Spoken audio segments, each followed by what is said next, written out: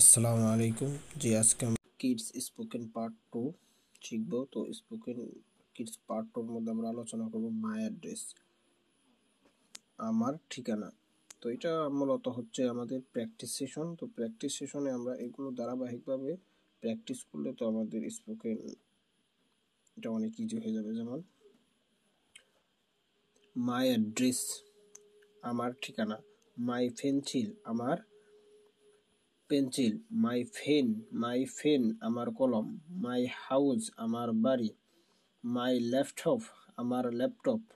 My room, আমার room. মাই বুক, আমার বই। এই জায়গায় আমরা বলি মাই বুক, বুক নয় মাই বুক। যেমন কের উচ্চারণ হবে খেই। গতকালকের ভিডিওর মধ্যে আমরা অ্যালফাবেট শিখছিলাম। তো আমাদের 9টা বর্ণমালা আছে, যে আমাদের প্রচলিত যে উচ্চারণ আছে ওই উচ্চারণের একটু ভিন্নতা। তো এইগুলো ঠিক করলেই আমাদের উচ্চারণ কি হয়ে যাবে, ঠিক হয়ে যাবে। এই যে মাই বুক, আমার বই। মাই টেবল, আমরা টিরে টি বলবো।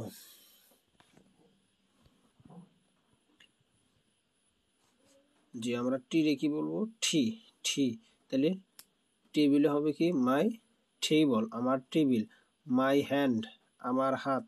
মাই ফাদার, আমার বাবা। মাই চয়েস, আমার পছন্দ। মাই প্রবলেম, আমার সমস্যা। মাই ক্রিয়েটার, আমার সৃষ্টিকর্তা।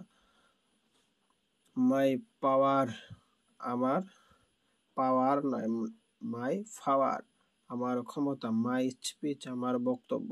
তো এইভাবে যদি আমরা প্র্যাকটিস করি আবার বাংলা থেকে ইংলিশ এবং ইংলিশ থেকে বাংলা, তো আমাদের কি হয়ে যাবে, ইজি হয়ে যাবে। তার মানে আমরা এই জায়গা থেকে শিখলাম কি, যে মায়ের পর যদি কোনো একটা ভার্ব চলে আসে তো এটার প্রেজেন্ট ফর্ম যদি বসে, তো মাই সাথে কোনো কিছু বসলে ওইটা আমার অধীনে হয়ে যায়। যেমন মাই টেবিল, আমার টেবিল, এটা আমার।